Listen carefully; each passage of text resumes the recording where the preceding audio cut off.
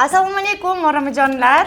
Men Gulandom Quranboyeva 19 yillik tajribaga ega xoreograf, pedagog. Bugundan boshlab aynan men o'zimni birinchi podkastimni yo'lga qo'ydim. Albatta, podpisatsiya, ya'ni obuna bo'lish tugmasini bosing, qo'ng'iroqchani bosib qo'ying, chunki sizlar uchun, ayniqsa xoreograflar uchun yoki mana shu sohaga qiziquvchi qizlarimiz uchun, ayollik energiyasini oshirmoqchi bo'lgan oromijonlar uchun foydali podkastlar taqdim etamiz va mana shu podkastlarni sizni ovozingiz va kommentariyalaringiz orqali motivatsiya olamiz va inshaalloh sizlarga manfaatli bo'ladigan kontentlarni, video darsliklarni taqdim etishga harakat qilamiz. Birinchi podkastim aynan ustoz shogird mavzusida bo'lishini xohladim va bu yerda bugun shogirdlik unvonini olgan qizlar o'tirishibdi. Sababi shogird bu o'quvchi emas, ya'ni shogird bu ustozni oldida yuradigan, ya'ni o'sha an'analarni, shogirdlarni ayta olaman, chunki o'quvchilar ko'p bo'lishi mumkin, lekin shogirdlar faqatgina saralangan va sanoqli bo'ladi va shunday shogirdlardan bittasi mana shu yerda qizlar o'tirishibdi. Xush kelibsizlar.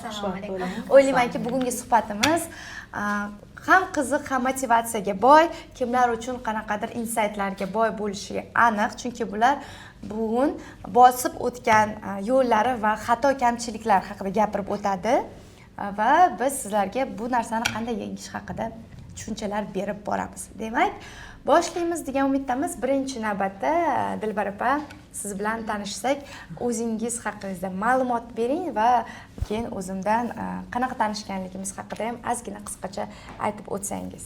Yana bor assalomu alaykum. Yaxshimisizlar? Hammalarga yaxshi kayfiyat tilayman. Men Qo'zibayeva Dilbarxon. O'zi 76-yilda tug'ilgan bo'lsam ham, bu eng katta bo'lsam ham sizlarda, endi shogirdlardan bittasi. Shogirddan hisoblayman. Lekin o'zimiz shunaqa baxtiyor ayoldan nimasini qatoriga qo'yganim uchun siz bilan tanishgan. Chunki men sizni Instagramdan, birinchi televizordan ko'rganman, galoboy ekrandan. Lekin oilaviy birga o'tirdik, qizchalar bilan o'tirib, ular raqsga tushdi, lekin siz intervyu berganingizda shunday kulishingizga qarab zavqlanib ketdim. Voy, necha chiroyli bu qiz deyman-da. Keyin Instagramga shunday kirganda qarasam, siz chiqdingiz. Men aytdim, qarasam, menga xoreograf shogirdlarni olamiz, ishga anaqa deganingizga men aytdim. Qani men tushsaydim dedim. Onamga aytsam, onam aytyapti, "Sразу qo'ng'iroq qilib oling-chi" dedi. Qo'ng'iroq qilsam, o'zingiz telefonni oldingiz. Shunaqa xursand bo'ldim. Gaplashganda men aytdim, "Bo'ldi, onajon, men agar hozir bormasam, keyin kech bo'lib qoladi" dedim. Ko'zini yumib ketdim. Andijondan Toshkentga keldim. Uchrashdik. Juda ham baxtiyor. Bu holatni hozir aytib o'tmoqchiman. Telefon shogird olaman. O'zimda qo'rquv bor, sababi oldin faqat o'zim ishlaganman, endi kengayish kerak, yangi o'qituvchilar olish kerak. Qanaqa saralab olishni ham bilmayman. Nimalarga ahamiyat berishni ham bilmayman. Bular telefon qilib, "Andijondanman, olasizmi?" deb o'ylab turibman. Ha, bo'lsa bo'lar, kelsa kelardi bana. Umuman xayolimga kelmaganlarda kelishlari. Keyin bir 3-4 kundan keyin "Men Toshkentdaman" deganlarda, "Voy, qanaqa hali odam yig'maganmiz, hali nima qilgan? Qanaqa qilib bularga hozir ish topib beraman" degan narsa o'tdi-da. Sizda qanaqa bo'lgan keyin ko'rishganimizda? Qanotlarim uchganday bo'ldi, to'g'risini aytsam, chunki hayolimda bu o'zgarish sezdimda, hayotimda boshqacha o'zgardi, chunki meni hayotim tekis ketardi. Bu yerda qanaqadir talchoq bo'lgani uchun siz sababchi bo'ldingiz. Shunga xursandman, baxtiyorman. Mana hozir siz bilan 3 yil ishlayapman. Sizni shogirdligiga ko'p narsani o'rganib oldim. Kattakon rahmat sizga. Ko'p harakatlarni menda o'zim xoreograf bo'lganim uchun oxirigacha ochilganim yo'q-da. Siz meni ancha ochib yubordingiz, ko'zlarimni ochdingiz. O'zimni xoreografiya yo'l to'g'risida boshqacha yo'lni ko'rsatdingiz. Men rang-baranglik tanladim. Oldinlari faqat bitta rangni ko'rganman. Hozir har xil ranglarda ochilgani uchun o'zimni boshqacha his qilyapman. O'shanga har doim Allohga behisob shukr, siz bilan tanishganim uchun. siz mani ustozim bo'lgani uchun juda xursandman, faxrlanaman. Rahmat. 3 yil oldingi Dilbar opa bilan hozir 3 yil keyingi Dilbar opani qanday farqi bor va dars o'tish jarayonlarida qanaqa farqi bor, shu haqida ham aytib ketsangiz. Juda katta farqi bor. O'zimni o'zgargan o'zimdan o'zim sezdim. Aytyapman, men yopiqroq edim. O'zim dars berardim oldinlari, lekin boshqacha dars berardim. Bilmagan ekanman, menda praktikam uncha ochiq emas ekan. Men o'yladim shunaqa bo'lishi kerak deb. O'zimda muloqot uncha yaxshi emas edi odamlar bilan. Uyalchang edim. Yopiqroq edim. Kam kulardim. Siz bilan tanishganimizdan keyin siz menga ko'p yo'llarni ko'rsatdingiz. Sizdan ko'p praktika oldim. Rahmat sizga. O'shanda bildim, что haqiqatan ham odamlar bilan aloqa qancha ko'p qilsangiz, motivatsiya olasiz, ham ularga berasiz, ham ulardan o'rganasiz ekan. Ham shogirdlik beradi ekan, dars beradi, ham shogirddan dars qanaqadir olasiz ekan, shuni bildim. Endi keyin ishonasizmi, ko'zimga boshqacha ko'rinyapti san'at hozir. Oldinlari san'at просто bitta liniyada, bitta daryoda tekis oqib, yo'q, оказывается, там волны есть. Shunisi menga yoqdi. Birinchi dars berganingizda nechta odam bo'lgan va hozir ikkita ayol edi. Anchadan juda ko'p vaqt men aytaman, bir kun emas, bir kun Dilbar opa borib ketadi. Bu kam odam bilan ularga umuman bu yerda ishlash невыгодно deydi ruschada aytganda. Lekin men bularni matonatiga qolganim o'sha yo'q qilib beradi, yo'q ishlayman deb o'zlarini ustida ishlaganlar kamida bir 6 oymi 7 oy shunaqa bo'ldi. Hozirgi kunda qanaqa ish? Guruhingiz nechta? Allohga shukr, hozir 5 ta guruhim. 70 dan ko'proq odam bor. Xudoga shukr. И то eskilarim уже rivojlanib, уже samostoятельный qanotlarda uchganday bo'lishdi. Как мои птенчики degani. Samostoятельно уже bemalol raqsga tushadigan уверенность уже nima bo'ldi. Allohga shukr, что menga nima yoqadi, благодарность. Ulardan благодарность eshitganim uchun bu men uchun katta sovg'a. Men o'zimni boshqacha his qildim. Значит, не зря. Mana o'zgarishlar bo'ldi. Mana Kamola ham bularni ko'rganda 3 yilda mana qanaqa o'zgarishlar bo'lgan. Tashqi ko'rinishingizda ham o'zgarishlar edimda. Yosharganga ham o'xshaysiz. Chiroyli Kamola bo'ladi. Yangi imijlarda kelsa, Dilbar opa deymiz, o'zgarishlar katta deb. Juda zo'r. Sababchisiz. O'shacha sizga rahmat. Nima deydi? Bitta polada bo'lganimiz uchun balkim bir-birimizni tortib ketsak kerak bu, menimcha. Rahmat. Suhbatingiz uchun, Xudo xolasa bundan ham zo'r bo'lib ketishingizga men ishonaman. Chunki hamma shogirdlar zo'r bo'lib ketadi va shogird ustozdan o'tmasa, bu shogird emas. Shuning uchun shunga rioya qilishinglarni istab qolardim. Keyingi ishtirokchimiz Saida xonim. Saida xonim bilan bir yil adashmasam oldin tanishganmiz. Sizda qanaqa bo'lgan? O'zingizni tanishtiring. Assalomu alaykum. Meni ismim Saida Asomova. Xoreografman. Bilasizlarmi, har bitta sohada, soha vakilida o'sish kerak, o'zini ustida ishlash kerak. Shunaqa payt bo'lib qoladiki, ilhom olgisi kelib qoladi. Shunaqa paytim bo'ldiki, ishga boraman, kelaman, yo'q, men nimadir o'zgarish kerak. Men anaqa yana ham ko'tarilishim kerak deb o'tirgan, relis ko'rib o'tirganimda anaqa chiqib qoldilar bular. Ular reklama beryaptilar-da, shogirdlik kursimni deb reklama beryaptilar-da, lekin xuddi men kelib, sen meni oldimga kelgin, sen ko'rgin men darsimni, yo'q, men shunaqa tasavvur qilganman, xuddi menga gapirayotgandek bo'lgansiz-da. Sen men kelgin, menda o'qigin, keyin bilasan rezultatingni.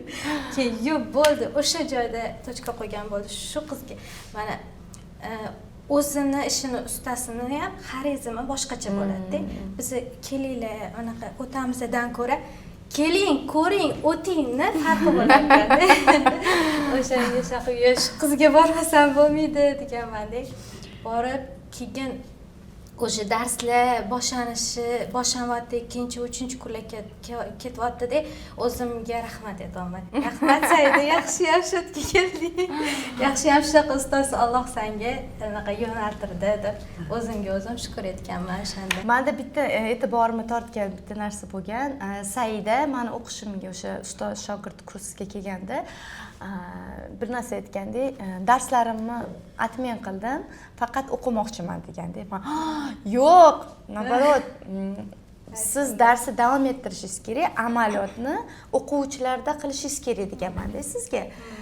Lekin shunga qaramasdan qoldirganlar, lekin bir tomondan to'g'ri qilganingiz deb o'ylayman, sababi baribir bilasizmi, diqqat o'sha narsada bo'lgandan keyin sizda o'zgarishlar bo'ladi deb o'ylayman. Keyin siz bir oydan keyin ochdingizmi, yana qaytib qiyin bo'lmadimi o'sha paytlarda? Nima bo'ldi? Ham o'qishim ham davom etdi, ham bir oydan keyin, chunki ularga bir oy ta'til bergandim. Nimaga o'rnashib oling, bitta yo'nalishga tushib oling deb ularga bir oy ta'til berdim va o'qishim davom etdi, ishimga ham tushdim, amaliyotda ham qildim. Hammasi yaxshi bo'ldi. Mana shu paytgacha necha yildan beri dars bergandingiz? Shu mana kursgacha.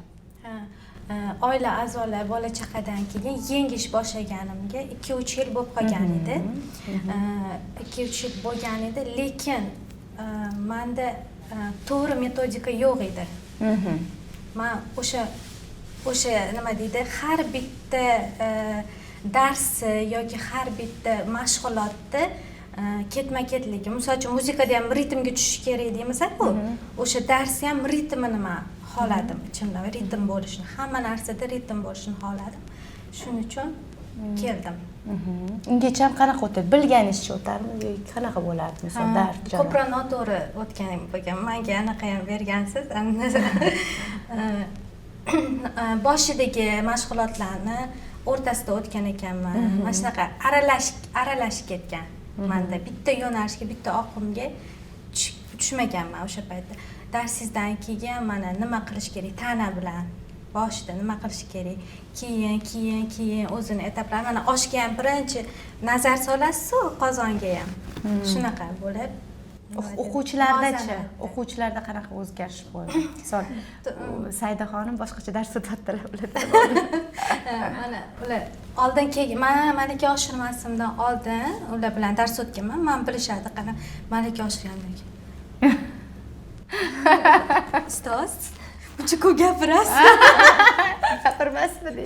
Men hatto shuni bilmayman. Ko'proq qo'l harakatlari bilan, mimikalar bilan ishlaganman, lekin o'qishdan keyin rosa chakagim ochildi-yu. Qizlarga aytish kerak ekan, chunki o'quvchilar sizni emotsiyangizni kutib kelar ekan. Men nimaga bir xillarda o'quvchilarni aytyapsiz-ku, ko'payib ketdi deb. Shu emotsiyangizni sizdan energiya olish uchun kelar ekan asosan. Keyin men bularga ham aytardim, nima deydi, raqsga tusha olmaydigan o'quvchilar bo'lmaydi. Uni tushuntirib bera olmayotgan o'qituvchilar bo'ladi. Ya'ni har qanaqa qizga ham raqsga tushishni o'rgatish mumkin. To'g'ri, o'zini darajasiga qarab. Lekin o'quvchi tushunmayaptimi? Savol o'zimizga berishimiz kerak. Demak, men nimanidir tushuntirib bera olmayapman. Misol ko'p o'qituvchilarni ko'raman-da, o'quvchilar shunaqa, bular hali kichkina, hali 1 oy shug'ullanadi, har 2 oy shug'ullandi. Bular endi kelgan deganda juda ko'p nimalarni ko'raman-da, eshitaman. Lekin aslida uni o'zining metodikasi bor. Ularga tushuntirib bera olmayapsiz. Shuning uchun menimcha ko'p gapirganingizda boshida erish tuyulishi mumkin, lekin ular aniq biladi qaysi oyoqqa qo'yish kerak, qaysi tarafga burilish kerak. Nazarimda o'sha narsa paydo bo'ldi. Yana nima o'zgarish? O'sha o'qituvchini ham nima deydi, o'zini ustida ishlab, o'zi men bera olmaymanmi, shu darsda yaxshi natija bera olmaymanmi, tushuntira olmaymanmi degan mas'uliyat bo'lar ekan va energiya ham ko'proq ketar ekan. Va u biladi, men ochdim, masalan uchun anaqa nima deydi, o'qitim deydi ruschasida, o'qitim oshdi, malakam oshdi, yo'nalishim bilaman, qayerda nima ish qilishimni, kimni xatosini qanaqa to'g'rilashni bilaman. Bo'ldi, endi u misol uchun telefon qilib bizga dars o'tib berasizmi, joylar qanaqa, misol uchun qayerda joylashgansizlar, nechta o'quvchingiz bor, joylar qanaqa, o'sha o'zingizga ishonch ortadi. Shunaqa bo'ladi. Demak, siz men bilan uchrashgandan keyin 5 ta top nimani aytib bersangiz, nima o'zgargan sizda aynan o'quvchilarda? aytadigan bo'lsam, o'quvchilarning soni ko'paygan. Daromad oshgan, 3 baravarga oshgan oldingidan. O'zim ham ijodkorligim oshgan. Misol uchun bo'ldi, men shu bitta raqs tugadim, bo'ldi, men o'sha yengillik qilishim kerak. Yengillik o'ylab topishim kerak. Shu ijodkorligim oshgan. Oldin bunga ahamiyat bermasmidingiz? Uncha ahamiyat bermasdim. Keyin men konkurslarga olib chiqishni boshladim qizlar. Menda qo'rquv bo'lganmi, qadam bosish qiyinroq bo'lganmi? Lekin konkursga olib chiqqandan keyin men ko'rdim, natijamni ko'rdim. Birinchi marta chiqqan natijamni ko'rib, keyin yaxshiyam shu Gulnazar Quronboyevani anaqalarda malaka shogird bo'lib tushganimni angladim. Keyin nima deydi, taniydi, sizni insonlar tanishib boshlaydi. Mana siz o'zingiz ko'rsatib olasiz, Instagram yuritib olasiz. Oldin uncha Instagram yuritmasdim, to'g'risini aytsam. Yo, yuritish kerak ekan, odam o'zini tanitish kerak ekan, qilayotgan, хотя бы qilayotgan ishlaringizni ko'rsatish kerak ekan, o'shanda siz tanir ekan. Keyin kimlardir ko'chada gapirsa yoki telefon qilishsa, o'zi bilmaysiz kim tavsiya qilganini, lekin siz bilasiz, ko'tarilyapsiz. Bo'ldi, shuni his qildingiz. O'shancha bular ham konsultatsiya bergandi. Instagram bo'yicha nima bo'lishidan qat'iy nazar har kuni kontent qo'ying, lekin hozir kamaydi. O'shani ahamiyat bering, qo'ying. Qilayotgan ishimizni ko'rsatishimiz kerak, insonlarda ishonch orttirish kerak deganda, lekin eng zo'r mana shu qo'rqmasdan ayta olaman, Saida 10 ta o'quvchim bo'lgan bo'lsa, oxirigacha yetganlardan bitta bo'ldi. Chunki buni o'zi mashaqqati katta va bitta menga yoqadigan narsa, sizda shunaqa narsa shakllandi, analiz qilishni boshladingiz. Konkursga bordim, men bu mamlaqa qilayotgan, hattoki mana bu ustozlar mamlaqa qilishyapti deb. Dedim, Saida malakasi oshibdi. Tushunishni boshlabdi. Xoreograflarni, anaqa juda ham mashhur xoreograflarni kuzatdim, o'quvchilarini. Endi boshlayotgan xoreograflarni kuzatdim. Hammasini analiz qildim-da. O'shanda.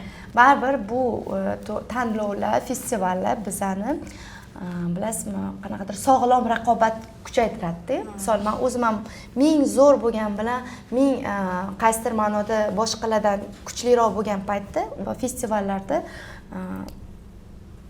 qaysidir paytda bu joyda kuchlilar chiqib qoladi, qaysidir boshqa sohasida kuchlilar chiqib qoladi. O'sha bizlarni motivatsiya qiladi. Bitta maktabdan o'tirib boshqa joyga chiqmasdan ijod qilmasak, biz vakuumda bo'lamiz-da. Shuning uchun doim aytaman, Saidaga ham aytganman, diplomni faqatgina o'sha ko'rik tanlovida g'olib bo'lganingizda olasiz degan edi.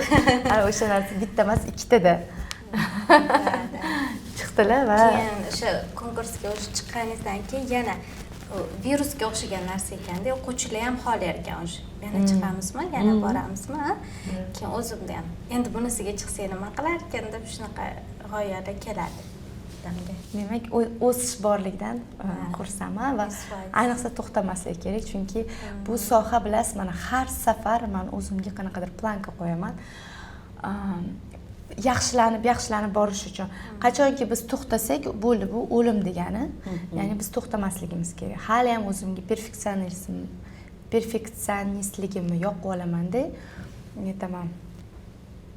Yo'q, men buni to'g'rilashim kerak, buni to'g'rilashim kerak. O'qituvchilar bilan men buni haqida ishlashim kerak deb yangi kurslarni haligacha o'zim sota olaman. Aksariyat xoreograflarning katta xatosi, men kollejni bitirganman, institutni bitirganman, bo'ldi, menga hech narsa kerak emas, men eng zo'riman degan narsa bo'lib qoladi. Aslida unday emas, chunki bolalar o'zgaryapti, metodikalar o'zgaryapti, yangiliklar ko'payapti, ijodlar ko'payapti va bu borada oqim bilan yurmasak, biz orqa planga o'tib qolishimiz mumkin. O'shaning uchun doimiy shunaqa izlanib o'sishga tilakdosh bo'lib qolamiz, Saidaxon. Faxrlanaman qaysidir ma'noda. To'xtang. Va keyingi ishtirokchimiz bu Komolaxon. Komolaxon bu meni eng birinchi katta shogirdlarimdan bittasi deya olaman, chunki Komolaxon bilan biz hozir agar adashmasam necha yil bo'ladi shunda birgamiz? 14 yil. 13-14 yil birgamiz. Ya'ni birinchi kelganda Komolaxon 6 yosh bo'lgan, hozirgi kunda mana 20 yoshga kuchli shogirdlardan kuchli shogird o'zidan o'tib ketgan shogirdlardan bittasi deb bemalol ayta olaman. Shunaqa yaxshi ko'raman Kamolaxonni.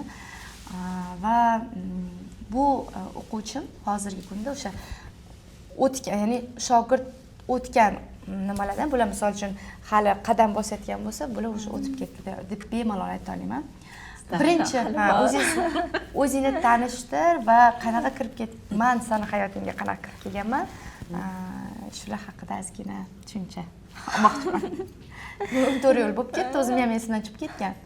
Birinchi bo'lib adashmasam 2012-yilda kelganman Guldasta xalqaro raqs studiyasiga. U paytda xalqaro emas, studiya bo'lgan. Studiya bo'lgan, hozir xalqaro maktabga aylandik. O'sha paytda hozirgi O'zbekiston davlat satira teatrida bo'lgan. Borganman, unda birinchi oyim olib kelganlar. Oyim birinchi televizorlarda yoki konsert dasturlariga borganda raqqosalarni ko'rishgan. Keyin sizni ko'rgan YouTubedan. Yo'q. Andijon polkani ko'rib ilhomlanib, keyin olib kelganlar. O'sha yerda 3-adashmasam 3-sentyabrda edi. Kunni ham eslayman. 3-sentyabrda edi. U paytda hozirgacha ham bor, lekin bolalarni imtihon qilib, ya'ni o'sha oyoq tortishlarini, shpagatga o'tirishlarini, sluh, ya'ni musiqani eshitishlarini tekshirib, keyin qabul qilishgan. O'sha paytda uzun yo'lakda, uzun navbatlarda turib kirganmiz. Birinchi marta kirganim rostdan qo'rqqanman. Juda qo'rqqanman. Kichkinagina qorachidan kelgan. Ana qilib turibdi deb. U payt o'sha yerda 3tami 4tami o'qituvchi bo'lgan. Rostdan ham qo'rqqanman. Kirib, tekshirib, sluhlarni tekshirgandan keyin bo'ldi, kelaverasiz deyishgan. Shu bilan mana necha yil bo'ldi o'sha 14-13 yildan beri shu yerdamiz. Lekin umuman pedagoglik, ustozlikni 2022-yildan boshlaganman. Ya'ni birinchi qaldirg'ochlarim, o'zim qaldirg'ochlarim 2022da boshlaganman va hozir 2ta guruhim bor. Bittasi yoshlar va o'smirlar gruppasi. Juda ham zo'r natijalarga ko'rsatyapti. Kamola, mana Guldastada o'quvchi bo'lib yurgandagi bilan hozirgi o'qituvchi bo'lib dars berish faoliyatida qanaqa bog'liqlik ko'rasan va nima yordam beradi? Mana bizani maktabimizda o'qigansan va hozir ustoz bo'lganingdan keyin o'sha bilimlaring senga qanchalik yordam beradi shu haqida gapir. Bu bilimlar juda ham katta yordam beradi. Ya'ni men o'zimni o'qiyotgan o'sha o'zim o'qigan studiyani, ya'ni keyinchalik ham davom ettirishga juda ham katta, chunki bu yerdagi metodikalar, bu yerdagi o'qitish, bu yerdagi har bir bolaga e'tibor berish juda ham oltinga teng qoidalar ko'p bu yerda. O'shaning uchun ko'proq mana shu studiyani, o'sha Guldastani iforni o'sha yerdan taratib, misol uchun keling, mana konkret bitta qanaqadir voqeani olaylik. Mana Guldastada men shu narsani o'rgandim va shuni hozir o'quvchilarimga ham tatbiq qilyapman, chunki bu menga katta yordam berdi deya oladigan qaysidir vaziyatni yoki bilimni bo'lisha olasizmi? Bilim, xarakter ham bo'lisha olaman, chunki men birinchi kelganda aytdim, qo'rqoq edim. Qo'rqoq edim, yopiq edim, ko'proq muloqot qila olmasdim hech kim bilan. Kelardi, kimdir gapirmasa, eshitilmasdi ham, bormi, Kamola yo'qmi? Kimdir gapirmasa, men umuman gapirmasdim, shunda turaverardim. Lekin keyinchalik mana shu ustoz o'quvchilikdan keyin ustozlikka o'tayotgan paytda muloqot qilishni boshladim. Ya'ni keladi-ku o'quvchilar. Kelgandan keyin menga qarab turadi, bundoq qilib. Ularda ham mana shu bir ikkita o'quvchilar bor, rostdan ham o'zimga keladi. Ular ham xuddi yoshligimga o'xshab qo'rqoq bo'lib keladi, lekin ularni mana shu ochiqlikka, mana erkinlikka o'rgatyapman hozir. Yana qanaqa nima? Masalan, bizda o'zimizning Guldasta qonun qoidalari bor. 20ga yaqin, 30ga yaqin qonun qoidalari bor. Shundan bir 5tasini sanab bera olasizmi? Ya'ni Guldasta xalqaro maktabda o'quvchilar nima birinchi qilish kerak, nima ikkinchi qilish kerak, nima uchinchi, nimaga e'tibor berish kerak, nima mumkin, nima mumkin emas, orada eslaganingni aytib ketsang bo'ladi. Orada eslaganlarim. Misol uchun soch borasida, forma borasida, sahnaga chiqish, chiqmaslik, kiyinish, balki shular orasida. Birinchi navbatda albatta forma bo'lishi kerak. Bu odamlarda, ya'ni punktualnost bo'ladi yokida o'sha o'z qilayotgan ishiga mas'uliyat bilan yondashish bilan teng bo'ladi. Birinchi navbatda o'sha formada bo'lishi kerak va soch har doim yig'ilgan bo'lishi kerak. Chunki soch yoygan holatda yoki boshqacha turmak qilganda bu albatta Xalaqit beradi. Ikkinchi navbatda konkurslarda yokida konsert dasturlariga chiqayotganda o'sha kiyimlarni yechib, kiyinib va chiroyli qilib upakovka qilish. Bu eng muhim narsalardan bittasi. Bu yana birinchi navbatda tozalik hisoblanadi va ikkinchi navbatda har bitta kostyumga, har bitta detallarga mehr ko'rsatish hisoblanadi. Chunki bu kostyumlardan bizdan keyin ham ko'p insonlar kiyadi, bolajonlar uni kiyadi, ko'radi. Hatto shunaqa liboslarimiz bor, 20 yil bo'lgan. 20 yil. Lekin sahnaga chiqsa, yangidek turgan bo'ladi. Chunki biz shu narsani bolalarga singdiramiz. Ya'ni birinchi navbatda nimani kiyish kerak, qanaqa kiyish kerak, qanaqa joylash kerak, qanaqa joylash kerak, nimadan keyin nima kiyinish kerak. Mana mas'ulasanga nima bergan. Misol konsertimizda mana Kamola etudi o'shanda ko'ruvdim. Rekord darajasida bitta konsertda 13 tami 11 ta nomer o'ynaganman. Mana shu narsa o'ynaganingda kiyinib, yechinishlasanga nima bergan? Ko'proq chaqqonlik bergan. Chaqqonlik bergan. Bu juda ham qiyin narsa. 3 minutning ichida kiyinib, yechinib, buni yana sochlarini qilib ulgurib chiqish bu juda yana kulib bo'lmagan. Bitta raqsda bo'lgan, bu ruscha xorovod o'ynaganmiz. Keyin Kalinka ulanib ketgan. Undan keyin men bitta o'rtog'im bilan duet o'ynashim kerak edi, uyg'urcha raqs. 1,5 minutda o'rganib kiyish kerak. Ketma-ket kelib qolgan. Bir ichimdan kiyib olganman uyg'urcha kiyimni.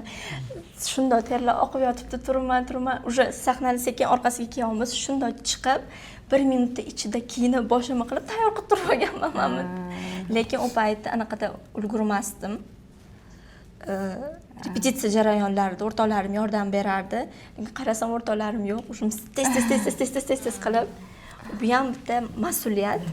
Bu ham bitta chaqqonlik. Chaqqonlik, keyin bilasizmi, farosat degan narsa, o'zi farosat bu kuzatuvchanlik, ya'ni shu jarayonda qanaqa qilib tez chiqib ketish va nimalarga, har bitta detallarga ahamiyat berish va hayotda ham demak bizda shunaqa hamma narsa joy-joyida bo'lishi kerak va bizda qisqa vaqt davomida mana shu narsani ulgurishimiz kerak. Aniq bilaman, Komolaxon zo'r kelin bo'ladi, chunki hamma narsani anaqa qiladi, e'tiborga oladi. Hozir ham qanaqadir tadbir qilsam, Komolay, "Men bu tayyormisan? Men buni qilib qo'ydim, buni qilib qo'ydim, men buni qildim va muzika tayyor, bu narsa." Bo'l. Shunaqa darajaga keldim. Eslatmayman, ular o'zlari bilib hamma narsani joy-joyiga qo'yishadi, chunki bu qon-qoniga singib ketgan, qonun qoidaga aylanib ketgan va hozirgi kunda mana shu narsani bosib o'tgan narsalarni Komolaxon o'quvchilariga o'rgatyapman. Hozirgi davom. Zo'r. Молодцы, xursandman sizlarni mana shu sohaga kirib ketganingizda va keling bu hozir endi xatolar haqida gaplashib ko'raylik. Ya'ni mana shu endi ikkinchi qismi xoreograflik sohasida qanaqa xatolarga yo'l qo'ygansizlar va bu xatolarni boshqa bajarmaysizlar. Bu qanday xatolar bo'ldi yoki mendan olingan qaysi bilimlarni siz dars jarayonida qo'llaganingiz uchun sizda o'zgarishlar bo'ldi. Ya'ni hozirgi o'tirgan xoreograflarimiz yoki bo'lmasa shu soha bilan shug'ullanmoqchi bo'lgan o'quvchilar, yosh qizlarimizga foydali bo'lishi mumkin. Ya'ni men mana shu xatoni qilmasligim kerak ekan, men buni bildim degan narsa bo'lsa. Agar sizlarda kimdadir shunaqa bo'lsa, oldin mana shunaqa xato qilib yurgan edim. Lekin mana bitta o'sha gapingizdan keyin buni to'g'irlagandan keyin manaqa bo'ldi deb ayta olasizlar. Bormi shunaqa? Menda bor. Men oldinlari siz aytgancha, masalan, institut bitirgan bilan hammasi bilaman. Всё уже programmamga tayyor deb o'tirardim. Lekin xato ekan. Продвижение bo'lishi kerak, постоянно поискda bo'lish kerakmiz. Потому что haqiqatan ham как вот идет жизнь, продолжается, biz ham постоянно поискda bo'lish kerak. Bir narsani o'rganishimiz kerak, постоянно bir narsani bilishimiz kerak, qidiruvda bo'lishimiz kerak-da, постоянно. Для чего? O'zimiz uchun, для того, чтобы o'zimiz shogirdlarimizga berishga. Потому что прогресс bir joyda turmaydi. Hamma narsa o'zgaryapti. O'yladim, что tayyorman. Kesib kelganimda bildim, что haliyam xomman. Juda ham shu xatoyim. Qattiq xatoyim edi, katta xatoyim edi. Hozir tushunaman, что haqiqatan ham sizni masalan ko'ryapman, har tomonlama ketyapsizmi? Men aytaman, haqiqatan ham nimaga men o'tiribman?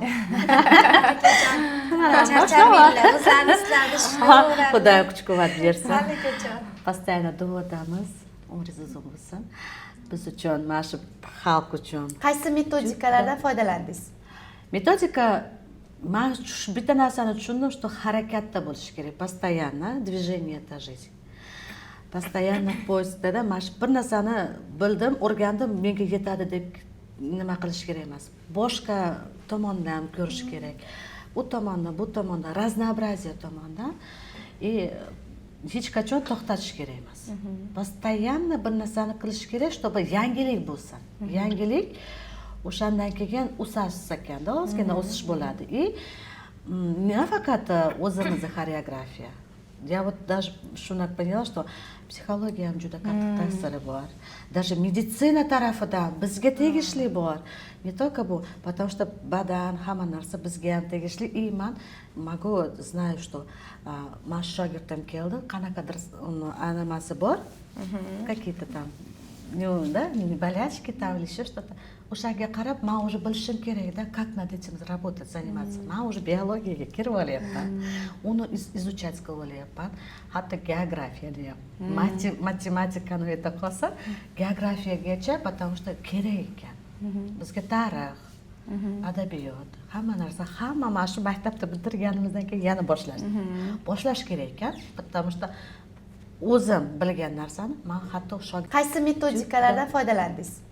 Metodika, men bitta narsani tushundim, что harakatda bo'lish kerak, постоянно движение это жизнь. Постоянно poyezddada mana shu bir narsani bildim, o'rgandim, menga yetadi deb nima qilish kerak emas. Boshqa tomondan ko'rish kerak. U tomondan, bu tomondan, разнообразие tomondan hech qachon to'xtatish kerak emas. Постоянно bir narsani qilish kerak, чтобы yangilik bo'lsin. Yangilik o'shandan keyin o'sish ekanda, ozgina o'sish bo'ladi. Nafaqat o'zimizni xoreografiya.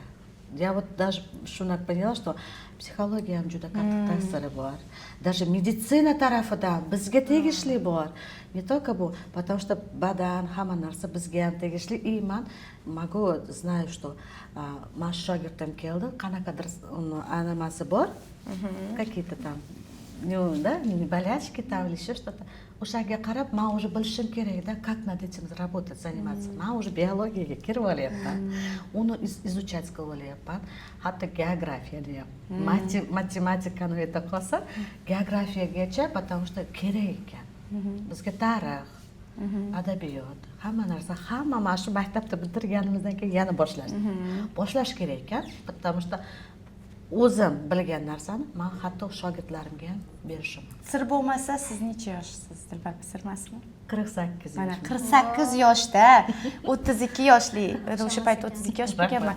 32 yoshli qizdan nimadir o'rganib motivatsiya olish, bu hammaga ham emas. Misol siz aytishingiz mumkin, men sana ko'proq yo'l bosganman, olmasligi. Sizning yutug'ingiz shu yoshingizga qaramasdan mana shu narsada o'rganishingiz deb o'ylayman. Keyin ko'p odzivlar eshitganman, o'quvchilarda Dilbar zo'r gap bo'lishi mumkin emas.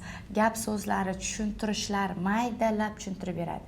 Bu esa o'sha siz aytgandek psixologiya, boshqa narsalarni o'zlashtirganingiz bo'ldi. Chunki katta yoshdagi ayollarga o'sha misol qattiqqo'llik qilib ham o'rgata olmaysiz. Ularni ko'nglini topish kerak, ularga o'sha qulf kalitni topish kerak va siz hozirgi kunda mana shu narsani qilyapsiz. Bu bilan sizni tabriklayman. Men sizdan o'rganyapman-da. Baribir energetikasi bor. Oldinlari men umuman kulmasdim. Yoshligida qachondir kulardim, keyin уже kulmay qo'ydim. Nadoni все, bosqichroq bo'lish kerak. Yosh sari bo'lib qoldim. Да, desam, оказывается, ну где-то qaydadir qilish kerak, lekin o'zimiz sohamizda yo'q. Qancha energetikani siz bersangiz, shuncha o'zingizga qaytar ekan. O'sha двойное это как nimasi bo'ladi-yu, qaytarar ekan. И o'sha narsani qancha masha eskilarim keladimi, yangi keladimi shogirdlarim, ular hammasi aytadi, charchagan bo'lsam ham hozir darsdan, lekin shunaqa приятный усталость, и я чувствую, mana qanotim yana o'sib ketgan deydi. Keyin men doim aytaman, chiqasizlar ko'chaga, e'tibor beringlar, osmonga qarab biz e'tibor beramiz rangga. Bahormi, qishmi, deymizda, daraxtlar ochilganda, hozir deymizda shu rang har doimdagi rang. Lekin yana ham yaxshiroq qarab olsa rang chiroyli, boshqacha ko'rinadida. Quyoshda nuri ham boshqacha. Ular keyin haqiqatan ham meni lichkamga yozishadi. Men gruppamizga yozib yuboringlar desam, tortinaman deyishadi. Shu tortinishda ham shu voz kechishimiz kerak. Gruppamiz nimasiga lichkamga yozadi. Dilbarxon haqiqatan mana shundan keyin e'tibor berdim. Hatto mana shu oilaga kelganimizda настроение har bittasi odamiga настроениеga e'tiborli bo'ldim. Oldinlar o'zim charchagan bo'lsam, hech kim bilan ishim yo'q. Men egoistga bo'lgan ekanman. Hozir sezsam, hamma narsaga o'zimizda. Ya'ni hozir va shu yerda yashashni o'rgatyapsiz aslida. Chunki bizda mana bunaqa narsa borda, biz yo orqani eslaymiz, eski xotiralarni yoki kelajakni nima bo'larkan, qanaqa bo'larkan deb o'ylaymizda. Ya'ni orqadagi narsalar bizni g'amga nima qiladi, oldindagi vaziyat esa bizni xavotirga soladi. Ikkita mana shu tuyg'u bilan yashaymiz, lekin hozir yashamaymiz. Raqsda siz Dilbar opa shu narsani o'rgatyapsizki, hozir qara, svet yonyapti, boya aytganingizdek, quyosh charaqlayapti. Qara, qo'lingga ahamiyat qil, o'ngga, chapga qo'y, chapni o'ngga qo'y degan narsalarni siz bera olyapsiz. Shuning uchun ularning hayoti o'zgaryapti aslida. Bolalar bu narsani qilmaydi, chunki ularda g'am, xavotir degan narsa hali yo'q. Kattalarda mana shu narsa bo'lgani uchun ularda o'zgarish bo'lib va shu narsaga ular ochiladi. Ular ham mana shu boshdan eslayman, hozir Kamol aytganda, chekada yangi kelsa ham kollektiv bilan nima birga qilmay chekada o'tirardi. Keyin bitta darsdan ikkinchi darsda e'tibor beraman, srazu e'tibor beraman, keyin aytaman, darsdan keyin qoling. Men siz bilan gaplashmoqchiman. Ozgina terapiya, dialog bo'ladi bizda. Men avval ishlayman, uni quloq solib savollar beraman, qanaqa, nimasi, yuragida nima bor. Keyin o'sha uyga kelib, o'sha o'ylashni boshlayman, o'zimga kerakli narsalarni psixologiya bo'yicha o'qib olaman, чтобы mana shu odamga yordam berish uchun. Men o'zim uchun ham открытие bo'ladi, и bu odamga ozgina bo'lsa ham, qanaqadir лучик света bo'lsa ham донести, открыть. O'sha narsaga yordam beradi. Ular keyin o'ziga ishonchli, keyin ayollar bilan aloqada boshqacha bo'ladi. Oilada ham ular o'sha aytishadi. Ya'ni ular tana bilan birlashishni boshlashadi. Men aytaman, nafaqat raqs uchun kelyapsizlar, ham sog'lik uchun, ozish uchun da ko'pisi siz bu yerda polniy o'zgarasizlar deyman. Demak, siz o'zgarish, qo'rqmasdan aytaman. Saidaxon, sizda qanaqa xatolar bo'lgan? Umuman katta xatoki, u xatoni to'xtatganingizdan keyin sizda umuman balki metodikada bo'lishi mumkin, balki muloqotda bo'lishi mumkin, balki qarashda bo'lishi mumkin, balki teskarisiga umuman ahamiyat bermaganingiz uchun mana shu xato bo'lgani uchun qanaqa bo'lgan agar eslagan bo'lsangiz? Juda katta xatolar bo'lmagan-ku, kichik xatolar bo'lgan. Shuni bittasi, misol uchun o'quvchilar ko'p dars qoldiradi. Ko'p dars qoldirgandan keyin xabar olganman-da, nima bo'ldi, nega kelmayapsizlar. Lekin aslida har darsda xabar olish kerak ekan, telefon qilib, nima bo'ldi, chunki har bitta yo'qotilgan dars ham necha kundir darsni yo'qotgan. Bitta dars -3 kun, bir oy -3 oy degani. Shu bo'lgan. Keyin misol uchun hamma tanani qizdirgandan keyin razminka boshlanadi. Shu razminkada bilganman qaysi mashq holati foydasiz, kerak emas, qaysini ko'proq qilish kerak. Studiyamga borganingizda ham o'sha aytib o'tgansiz, shu xatolarimni shuni tushunganman keyin. Mana shu narsa ham juda ham muhim. Agar xoreograf bo'ladigan bo'lsangiz, ustozdan ko'proq ularning fikri, обратная связь deymiz, fikrini bilishga, chunki biz ozgina bo'lsa ham kelajakdagi nimani bilamiz, nima deydi, bo'lishi mumkin bo'lgan vaziyatlarni taxmin qila olamiz, chunki bizda amaliyot ko'proq. Mana shu o'quvchilarimga ham aytaman, mana bunaqa qilish kerak edi deb ensa qotirib yoki nimadir bo'lib qoladi, keyin aytuvdim, sanga shunaqa bo'ladi. O'shandan keyin hozir eshitishni boshlashgan. Shuning uchun eshita olish nimasi yaxshi. Va o'sha darsingizda ham ko'rganman, video nimalarni ham tashlab qo'yamiz. Menga shu narsa yoqqanki, har bittasini ko'zini yondirishni boshlagansiz. Mana kela olmayapman. Keyin bitta narsa aytganman, sizda bo'lsa, o'quvchilar, o'smirlar darsga kelmayaptimi, demak siz qiziqtira olmayapsiz. Chunki qiziqtiradigan bo'lsangiz, u ota-onam misol uchun menga "Men bu ishni qilib qo'ymasang, raqsga bormaysan" deb hattoki qo'rqitishgan. Biz yo'q, shu raqsga borish uchun hamma ishlarni qilardik-da.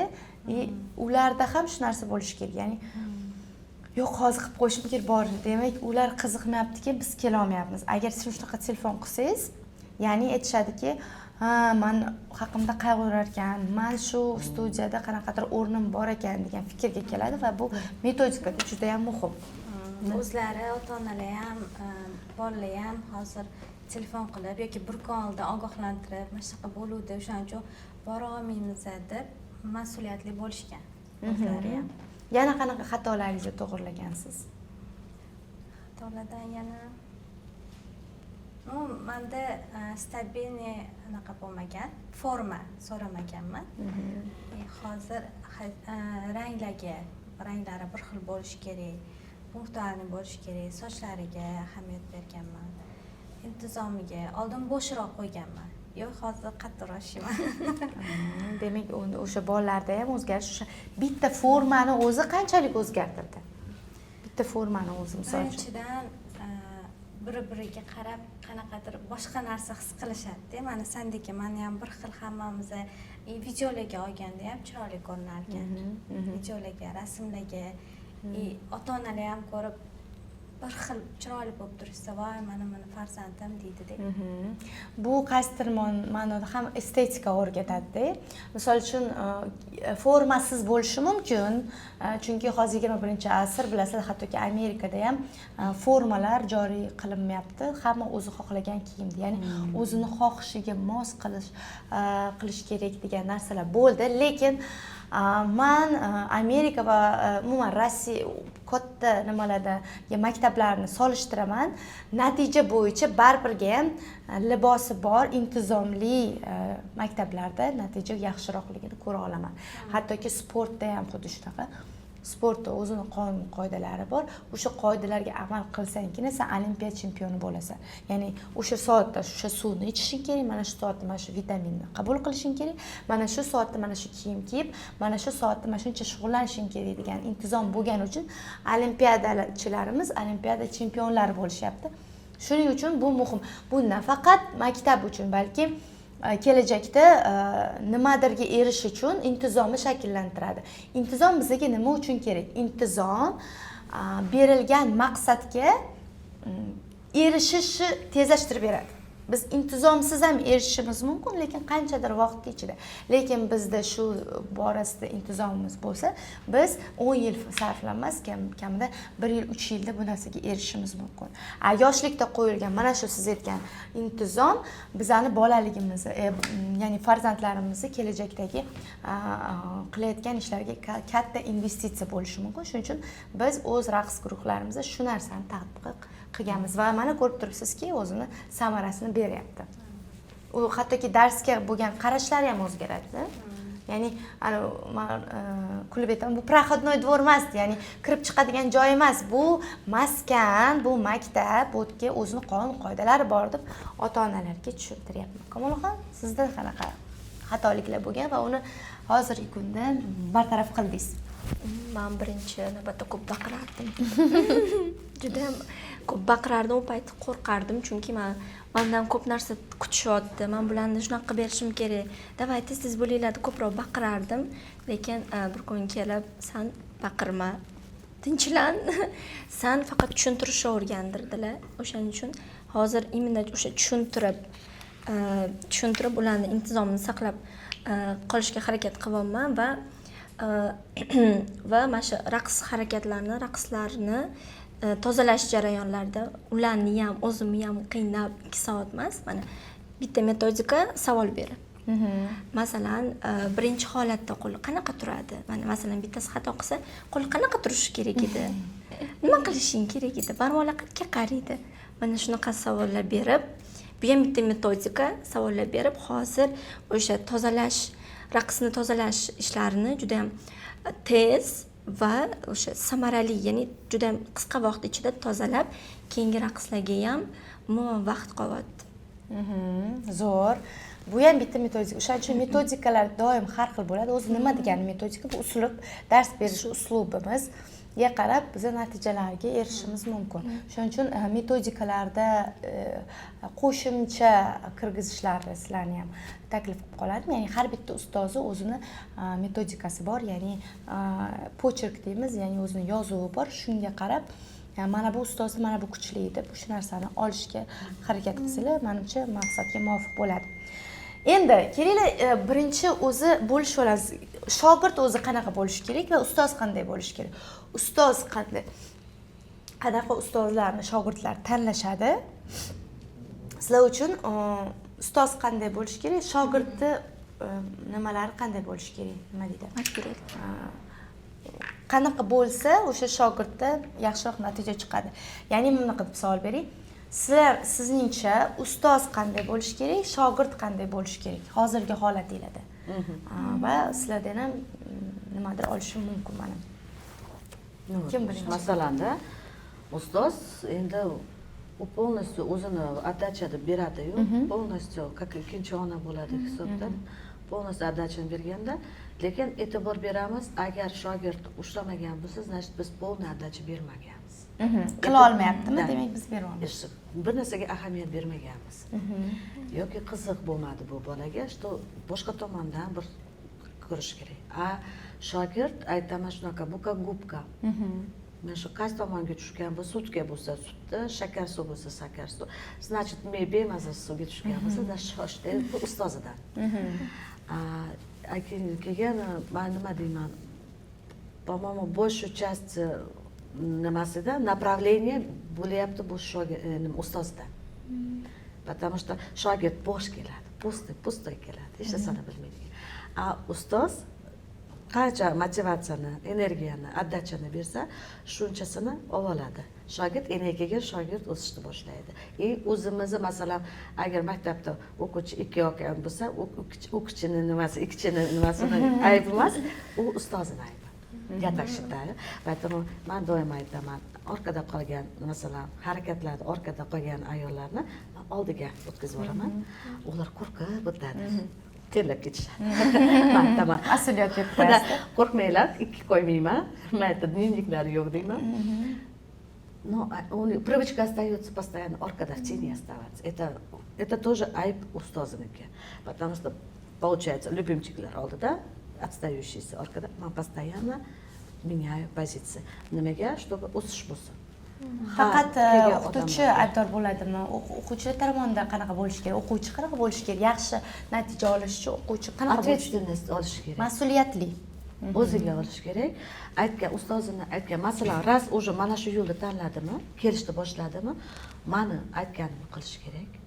Потому что o'zlarining условиялар agar chiqadigan bo'lsa, конечно, ogohlantirib qo'yish kerak. Просто так ketish kerak emas. Manda ham shunaqa bor edi. Esingizda bor bo'lsa, men ответственность bo'lganman. Keyin поняла, что это katta xato. И nimasi, masalan, уже keldimi, qanaqa задачаны qo'ygan bo'lsa, o'shani oxirigacha yetkazish kerak. Домашнее задание, yo maytdagi nimalar, nimani yetkazyapman, nimani ko'rsatyapman, men ham e'tibor beryapman, oxirigacha yetkazdimmi shu odamgacha. O'shanga orqada agar bir ikkita harakatlar qila olmayaptimi, men davom etinglar, o'sha odam oldiga, обязательно individualni oldiga borguncha, faqat tushuntirmaguncha bu odamdan ketmayman. Shu odatim bor, mana shu nadaydat qilib olaman. Kelinglar, ustoz, biz ham tushunamiz, kelinglar, bir qator bir liniyaga turg'izaman, ketamiz. Chaynab, doim hazillashib aytaman. Chaynab, hozirgi savoldim. Endi trombovkani o'zinglar qilib olasizlar degan. Desam, nega tushunadi. Zato men o'zimga spokойный bo'laman, что men yetkazdim. Shu harakat qiyin bo'lsa ham, oson bo'lsa ham, может быть, men uchun oson, ular uchun qiyindir-da. O'shaning uchun men yetkazaman. Ularga yoqdimi shu harakat? O'rganishni xohlayaptimi? Mayli, o'rganmasin deb. Ular o'rgansa, men yayrayman, xursand. Bizlar bunaqamiz. Kamol, ustoz qanaqa bo'lishi kerak, shogird qanaqa bo'lishi kerak? Keyin Saydaxonim eshitamiz. Menimcha ustoz bilan shogird har doim bitta oqimda suzish kerak. Shogird shijoatli bo'lishi kerak va albatta mas'uliyatli bo'lishi kerak. Faqat ustozim faqat ustoz tomonidan bilim olayotgan paytida faqat ustozim shunaqa bo'lishi kerak degan emas, ikkalasi ham ustoz bilan birgalikda mana masalan kurslar bo'ladigan bo'lsa har xil o'sha joylarga borish kerak. Har kuni ustoz bilan birgalikda shogird ham yangilik olib kirish kerak, bir-birini ilhomlantirish kerak. O'rnini to'ldirish kerak. O'rnini bir-birini to'ldirib yurish kerak deb o'ylayman. Faqat ustoz emas, bu yoqdan shogirdi ham ilhom baxsh qilib turadi bir xil navbatda. Mana shu narsada men bitta narsa aytmoqchiman. Tandem degan narsa bor. Ustoz va shogird tandemlikda birga ijod qilish kerak. Misol uchun zo'r raqqos bo'lishi mumkin, lekin ustoz uni ochib bera olmasligi mumkin. Yoki teskarisi. Zo'r ustoz bo'lishi mumkin, lekin shogird yo'q, oddiy ustoz bo'lishi mumkin, lekin talanti unchalik zo'r bo'lmagan o'quvchini ham zo'r qilib ochib berishi mumkin-da. O'shaning uchun ham ustoz ham shogird tomonidan bir-biriga mos keladigan bo'lish kerak va har qanaqa ustoz ham ochib bera oladi. Ustoz har qanaqa shogird ham ustozni motivatsiya qila oladi, ya'ni ilhomlantirishi mumkin. Shunchaki o'tirgan ustozga ustoz mana buni qilaylik, ustoz buni qilaylik deb kelganda ijod qaynab ketadi. Bo'lgan shunaqa bo'ladi. Shogirdingiz o'ynashini o'qidan ilhom olasizda. Talantini ko'r, bunga bunaqa raqs qo'ysam bo'lar ekan, bunaqa raqs qilsam kerak deb o'ylaysiz. Anaqangizda nima, Saidaxon? Shogird qanaqa bo'lishi kerak, ustoz qanaqa bo'lishi kerak? Shogird men nazarimda ziri bo'lishi kerak. Misol uchun ustozi nimadir aytdi, o'rgatdimi, o'shani ichidan asal joyini olib olishni bilish kerak. Fikrlash kerak, nima deyapti? O'sha qaysidir payti kerak bo'ladi, joyini nima deyapti? O'shani yaxshilab o'ziga singdirib olish kerak. Ustoz deganda, misol uchun men o'quvchilarim bor, lekin hali men ustoz darajasiga, shogirdlikka yetmaganman, lekin o'ylaymanki, haqiqiy ustoz nima deydi, soxtasiz ichida olib qolmasdan sekretlari bo'ladi-ku. Hammasi ichida borini bergan ustoz menimcha haqiqiy ustoz bo'ladi. Zo'r, to'ppa-to'g'ri, men bunga qo'shilaman. Navbatdagi savollarimiz, ustoz qattiqqo'l bo'lishi kerakmi yoki mehribon bo'lishi kerakmi? Ikkalasi. Balans qanaqa kerak. ushlaysizlar? Ikkalasi bo'lishi kerak. Qanaqa ushlaysizlar misol uchun? Qanaqa holatda qattiqqo'l bo'lasiz, qanaqa holatda Ba'zi payt mehribon? distansiya ushlaysiz, ba'zi payt.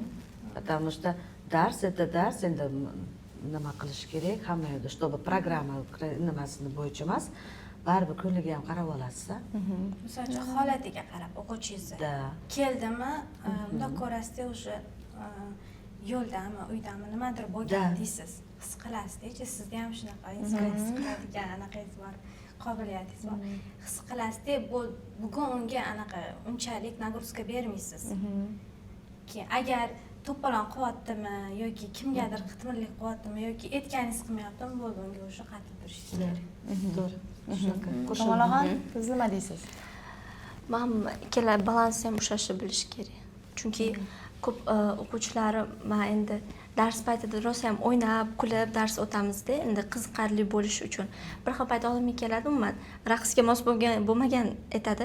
"Men bunaqa qilaylik, men bunaqa o'ynaylik, bunaqa qilaylik" deb. Hozir mana shuni qilamiz, keyin sanikini qilamiz deb tushuntirib aytaman. Ular masalan keladi, kuni kecha ham bo'ldi. "Men bunaqa o'yin topdim, keling men bunaqa o'yin o'ynaymiz" deyapti-da. Hozir biz mana shuni tozalashimiz kerak. Darsdan keyin albatta qolib qilamiz.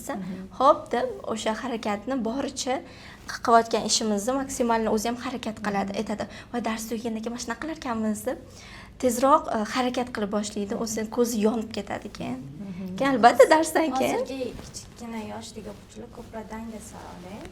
Ko'proq men fikrim shunaqa, ularni ko'proq mashq qildirib, ko'proq ishlatish kerak. Ular faqat TikTok o'ynashni yaxshi ko'rishadi. O'yinlar, to'g'ri, bizning metodikamizda o'yinlar bor. O'yin orqali dars o'tamiz, qiziqarli bo'lsin, bola zerikib qolmasin deb. Lekin qiyinroq mashg'ulotlarga kelganda orqaga tortishadi o'zlarini. Это не nafaqat bolalarga. Shuning uchun aytaman, ularning tilini topishimiz kerak-da. Bizning bitta ustozimiz aytardilar, bitta qo'lingda tayoq bo'lishi kerak, bitta qo'lingda xo'rasqand bo'lishi kerak deydi. To'g'ri. Kerak bo'lganda tayoq bilan motivatsiya berishing kerak, keyin bu endi молодец deb xo'roz qandni berib qo'yishimiz kerak bo'ladi. Mana shu narsani qachon berish kerakligini o'rganish uchun o'zini bilimi borda. Shuning uchun o'qituvchilarga aytaman shu narsani. Lekin men hozirgi kunda o'zimni farzandlarimni tarbiyasida shu narsani bildimki, ustoz qattiq qo'l bo'ladimi, mehribon bo'ladimi, sevgiga to'la bo'lishi kerak. Ya'ni har bitta o'quvchini sevish kerak. Men u talantli bo'ladimi, talantli bo'lmaydimi? Agarda sizni ichingizda muhabbat bo'lsa, o'sha qiz baqirmasangiz ham, talab qilmasangiz ham siz aytgandek qilib bera oladi. Shunchaki o'sha mehr muhabbatingizni berish kerak. Yana bitta katta layfhaklardan bittasi qat'iyatli bo'lishingiz kerak. Ya'ni siz aynan nima xohlayotganini bilsangiz, mana shu o'quvchidan nima xohlayotganini aniq bilsangiz, shu narsani unga ko'rsatib bersangiz, u aytganingizni qiladi. Baqirmasangiz ham, nima qilmasangiz ham qiladi. Shuning uchun aytaman, o'zingizga bo'lgan ishonchingiz qanchalik baland bo'lsa, qat'iyatli bo'lsangiz, o'quvchilar orqangizdan boradi va bu sizni nima deydi, boyaga aytgan motivatsiya tayog'ingizga aylanishi mumkin. Shuning uchun baqirib, hozirgi bolalar bunaqa, hozirgi yo'q, ularni sevgi, muhabbat bilan ham yo'lga qo'yish mumkin. Ha, ko'proq vaqt talab etishi mumkin. Chunki bolani o'zi aslida sevish kerak. Yaxshi ko'rsangiz, u sizga xuddi shu narsa bilan qaytaradi. Lekin bu degani 3 ta haga bitta yo'q deya olishimiz kerak. Mana yo'q dedimmi, bo'ldi. Yo'q. Ustozlar deyshadi. Bugun sochimni qilmasam bo'ladimi? O'smirlar ko'p keladi. Bugun sochimni qilmasam bo'ladimi, yig'masam bo'ladimi? Men bugun shunaqa xohlamayman. O'zi aslida to'g'ri xohlashini, lekin men aytaman, meni territoriyamda, ya'ni meni hududimda bugun mana shunaqa qilishing kerak. Bo'ldi. Lekin dars davomida молодец, bugun mana qilsang bo'ladi deb ruxsat 3 marta ruxsat berib, lekin bittasi yo'q degan narsani bersak, o'shanda ha, demak, ustoz bir marta yo'q dedimi, bo'ldi, yo'q. Ustozni gapi gap, nimasi bo'ldi deya olish kerak nazarimda. Menimcha bu ko'pchilik uchun foydali bo'lardi. Endi shunaqa bo'lganmi? Shogirdlardan o'rgangan narsangiz. Misol siz mana shu shogirdingizdan keyin balkim butun umrga eslab qolgansiz. Mana shu shogirdingiz sizga butun umrlik qaysidir darsni berdi. Shunaqa vaziyat bormi, agar eslab ko'ringlar? Mana shundan keyin men darsimni shunaqa o'tishni boshladim deb misol uchun. Agar eslab ko'ringlar, bor, har bitta o'quvchi bizga qanaqadir dars beradi. Mana shu vaziyatlardan bo'lishinglar. Bo'lishing. Bo'ladi. Ko'p bo'ladi shunaqa. Masalan, qaysidir ular o'zlari мнение aytganda, men doim aytaman, kimda qanaqa savollar bo'lsa, мнение bo'lsa, желаниялар bo'lsa, обязательно aytinglar. Men ham sizlarni eshitishim kerak. Eshitishni xohlayman. Bo'ladi, bo'lgan shunaqa vaziyatlar, что ular menga xuddi dars bergandek bo'ldi. Menga yordam bergan. Boshqa yo'nalishda yordam berganda bo'lgan, unda уже ancha bo'ldi, lekin mana shu Xolis opa bordi. Xolis opa menga ko'p nima motivatsiya bergan, har tomonlama juda spokойный ayol. Qanaqadir energetika spokойный undan kelardi. Maza qilardim. Men раздражённый bo'lsam, Farhon, относитесь ко всему спокойно. Bu раздражённость faqat o'zingizga, sog'ligingizga zarar, boshqalarga ta'sir qilmaydi. Voy, shunaqa maza qilardi. Keyin men tushundim, что odam o'zini qo'liga olishni o'rganib olish kerak. Men Xolis opani ko'rsam, keyin men undan motivatsiya olardim. Menga dars bo'ldi, что хоть раздражённый, хоть не раздражённый, hech narsa o'zgarmaydi ekan. Shu menga dars bo'ldi. И вот донести я не могла, да? Некоторые бывали ayollar, когда ular aytadi, Dilbarxon, siz yuragingizga olmang-ku, bitta aytsam maylimi deyishadi. Tushunmay mayli, men xafa bo'lmayman. Odamga kerak-da baribir. Ruka moy derdim desam, manaka bu tomonda bunaqa qilsangiz qanday bo'ladi? Xafa bo'lmadingizmi shu gap qilmasam? To'xtab turing, nimaga xafa bo'laman? Menga naborat hozir foydaga tushyapti. Men xafa bo'lmadim, o'ylab ko'raman, хорошо der. Menga mana shu nimasi радует, ularni делятся со мной. Они то, что со мной делятся, я всегда говорю, какие у вас пожелания, разговоры, темы. Не закрывайтесь, открывайтесь.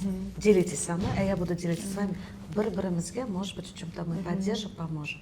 И hakatan, keyin shuna дружный коллектив bo'lsa, мы даже raqsda bir-birini shunaqa sezamiz, sinxron ketadi. Juda foydasi ko'p ekan, yordamisi borda. O'zi aslida sizga o'xshaydigan o'quvchilar keladi, bilasiz, sezganmisiz? O'zingizni temperamentingizga mos bo'lgan o'quvchilar yig'ilib qoladi. Men misol uchun bitta anaqam bo'lgan, bitta o'quvchimdan minnatdorchilik, ya'ni shukronalik bor-ku, hissiyotini bitta o'quvchim katta berganlar. Ular kimligini o'zlari ham bilsalar kerak. Ya'ni ustoz har bitta darsimdan kelgan, ikkita ekan ular o'qituvchim, bittasi onlayn, bittasi offlayn. Ustoz, mana shu bugungi darsda men shunaqa narsa oldim. Ustoz, minnatdorman. Hayotimda siz borligingiz uchun minnatdorman. Ba'zi bir holatda esdan chiqib qolgan bo'lsa, voy ustoz, esimdan chiqib qolibdi, sizga minnatdorchilik bildirishni, chunki sizga minnatdorchilik bildirmasam, men ham ishlarim ham yurishmaydi.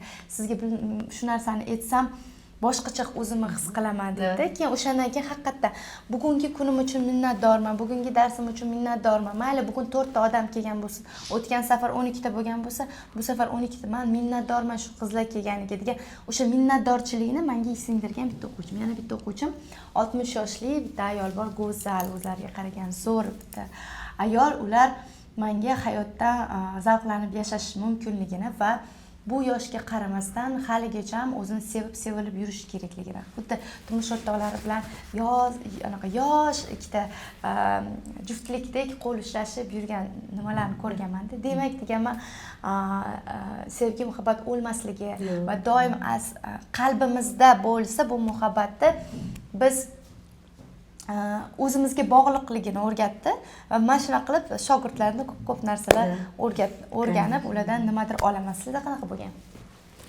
Dars davomida bitta o'quvchim bor, Xadicha Bonu degan o'quvchim bor.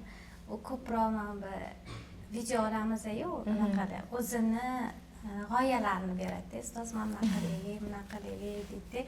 Keyin men olib ko'raman, uni aytganini olib ko'raman deb bundoq qarasam, haqiqatan uni endi o'xshaydi-da. Bundoq boshqacha risunkalar bilan zo'r chiqadi. Keyin o'sha esimda qoladi. Xadicha o'quvchim menga asosan trend musiqalariga ko'proq g'oya beradi. Ko'rdinglar, qanaqa yaxshi. Orasida shunaqa o'quvchilar bo'lgani yaxshi qolsa-da. Menga ham xuddi shunaqa ko'proq g'oya beradigan o'quvchim Jaylani anaqa qiladi. Unga men 4 yoshdan 5 yoshdan beri o'ziga faqat yakkaxon dars beraman. U bunaqa keladi, bugun men deydi, mana shunaqa multfilm ko'rdim dedi. Anaqa Moana 2ni keldi yonimga. Mana shunaqa multfilm ko'rdim dedi.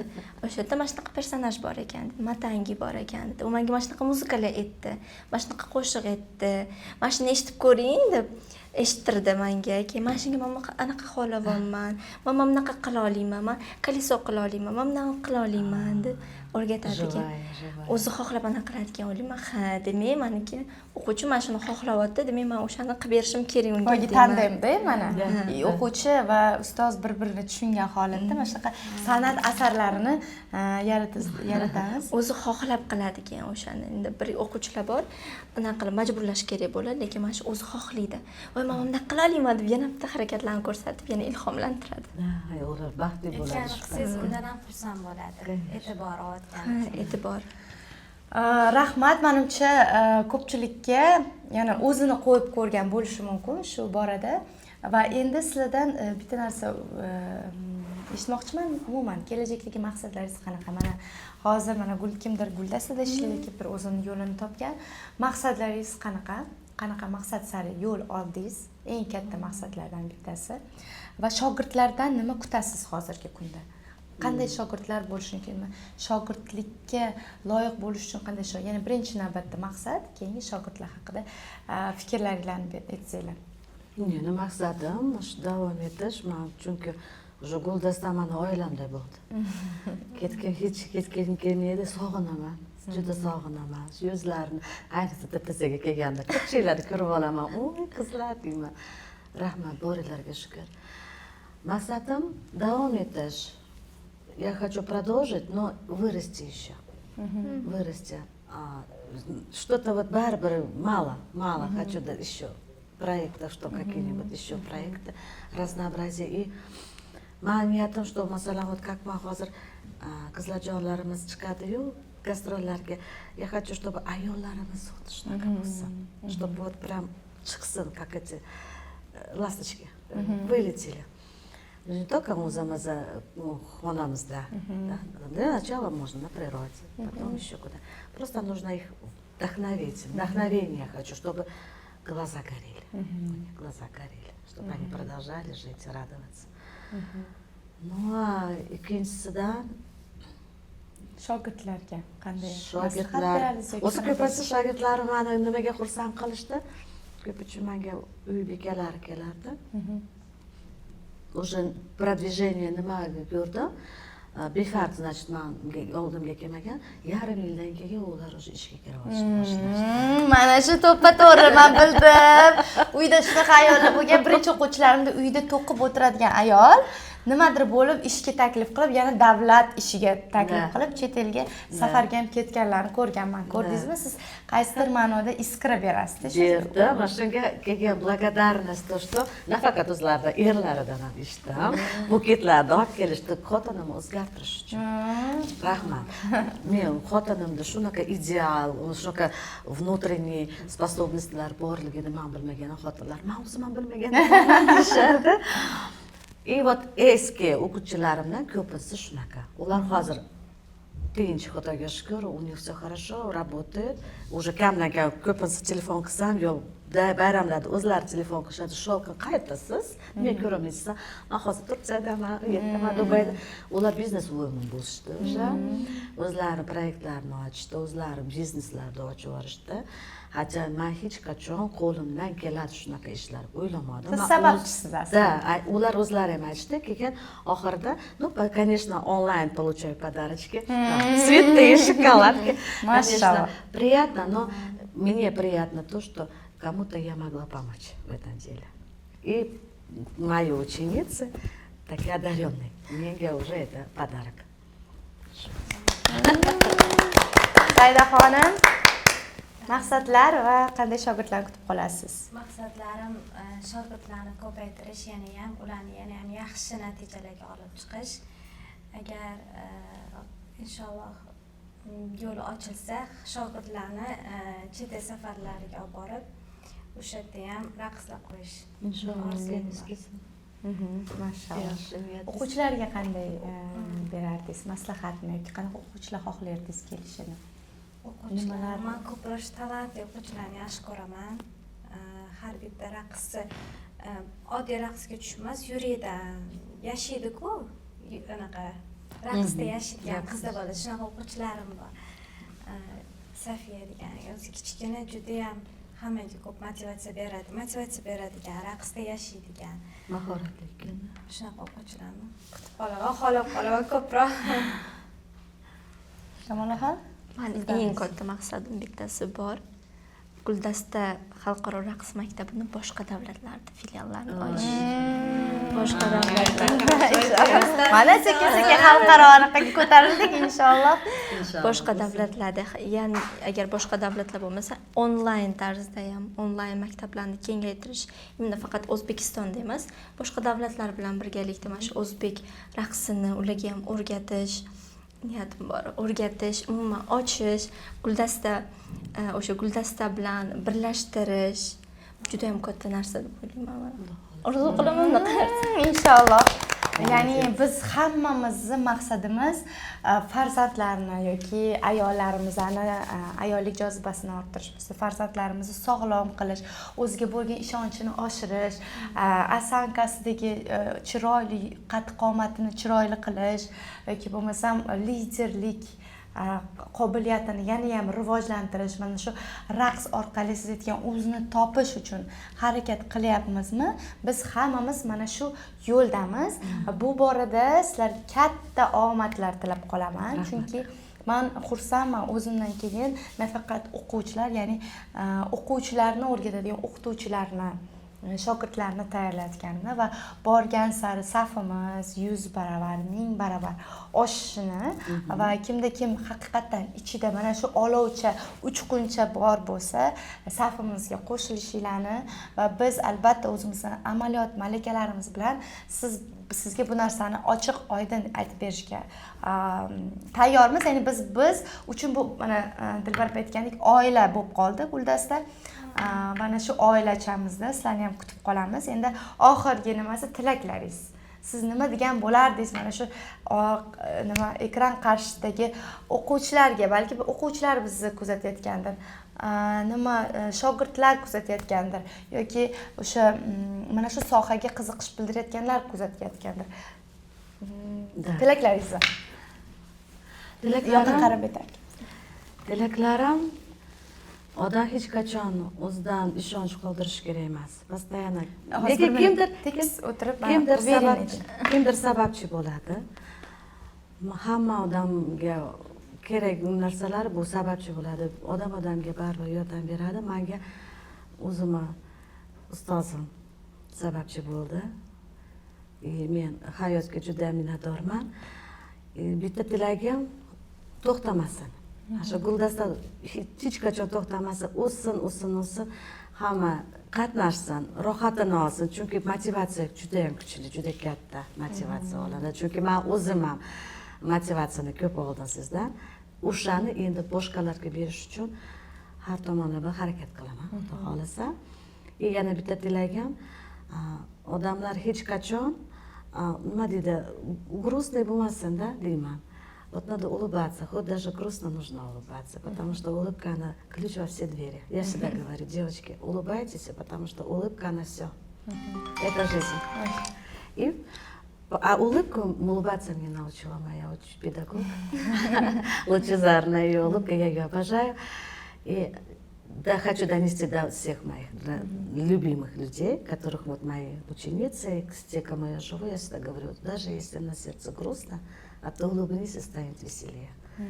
Вот это мое желание. Всегда жить на полную руку, на полную душу и никогда не оглядываться назад. Можно оглянуться на историю, чтобы чему-то научиться. Это наши ошибки, наша практика, но для того, чтобы посмотреть вперед и еще больше сделать успехов.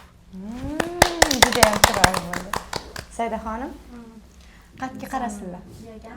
Bizani ko'rib turayotgan muxlislar bo'layotgan bo'lsa, aytaman, ikkilanmasdan shogirdlik kursini olinglar. Nimaga sizlar san'at sohasida o'zinglarni yo'qotib qo'ygan bo'lsanglar yoki o'zinglarni ustinglarda yana ko'tarilib, o'zinglarni ustinglarda ishlamoqchi bo'lsanglar, bitta yo'li shu. Faqat kelish, o'zinglarni aytmayman-ku, men o'zimga rahmat egaman, sizlar rahmat shu nima deydi, o'zim ustimda ishlaganim uchun. Siz xoreografsiz, lekin ko'tarilish kerak. Har xil metodikalarni ko'rish kerak. O'zini ustida ishlash kerak. Birinchi navbatda mana shu sohaga kirayotgan yoki shogird yoki ustozlar birinchi navbatda o'z kasbinglarni, o'z qilayotgan ishinglarni yaxshi ko'rib qilinglar. Bu o'zini ishini qilayotgan ishini yaxshi ko'rib qilsa, dunyoga umuman boshqacha qaraydi. Hamma narsadan ilhomlanib yashaydi. Ko'proq ideyalar keladi, g'oyalar keladi. O'shaning uchun birinchi navbatda o'z qilayotgan ishlarni yaxshi ko'rib qilinglar.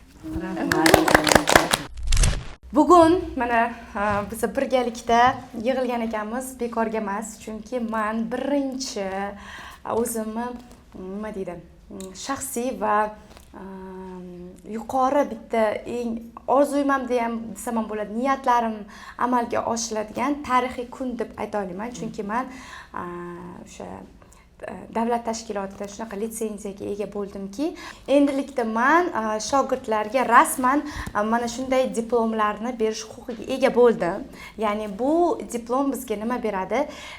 Yana boshqa tashkilotlarda ishlash huquqini beradi. Ya'ni siz malaka kasbiy qayta tayyorlash kursidan o'tdi deb tan oldim, chunki mana Kamol ham necha yildan beri, siz ham 3 yildan beri mana nimamdasiz, Saidaxon mana 1 yildan beri ko'z oldimda katta bo'ldingiz va men sizlarga mana shu kasbiy qayta tayyorlash diplomini shaxsan bermoqchiman. Ya'ni bu litsenziyalangan, o'zini QR kodlariga, hamma narsasiga bor. Mana rasmiy ravishdagi diplomimni topshirmoqchiman. Va siz bunga loyiqsiz.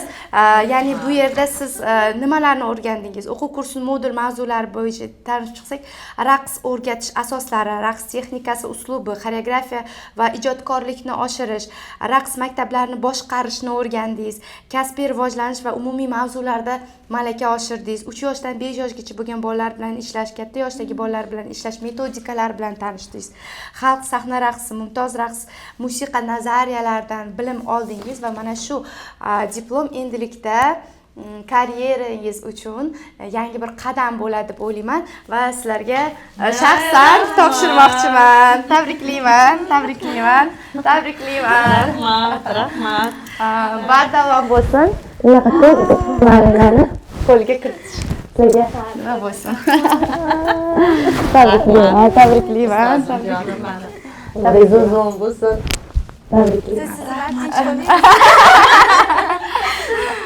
Tinch qo'ymasanglar yaxshi, men xursand bo'laman. Demak, bu o'quvchilarimiz o'zini ustida ishlayapti ekan degan nima bo'ladi. Endi rasmga tushsak, kelinglar, rasmga tushamiz. Bugungi tarixiy sana bilan sizlarni tabriklab qolaman va men shu narsani aytib o'tmoqchimanki, bizning maqsadimiz bu ya'ni o'zimizni topa olganimiz, ya'ni odam har bitta insonga o'zini hayotda o'zi o'rni, ruschada aytganda предназначение beriladi va men o'ylaymanki, sizlar aynan qaysidir sohada, qaysidir ya'ni ko'p berilar ekan aslida, lekin uni topish qiyin. Sizlar topa oldinglar deb o'ylayman va mana shu talantinglar, shu ijodinglar orqali boshqalarga foyda keltirsangiz va buni masshtab darajada kattalashtirsangiz, men bundan xursand bo'laman va rozi bo'laman ustoz sifatida. Shuning uchun bitta joyda turmasdan bunaqa diplomlarni ko'pini olib yuqori natijalarga erishishinglarni tilab qolaman. Maqsadimiz insonlarni baxtli yashashiga, ya'ni sog'lom yashashiga hissa qo'shish va o'ylaymanki, hozirgi kunda mana shunday shogirdlarning ko'payishi bu narsaga va o'ylaymanki, mana shu shogirdlarning ko'payishi bizani yana ham insoniyatga ko'proq foyda keltirishga yordam beradi. Boringlarga shukr. Tabriklayman. Rahmat. Tabriklayman. Endi sizlar diploming bor, bemalol boshqa joylarda ham ishlasang bo'ladi.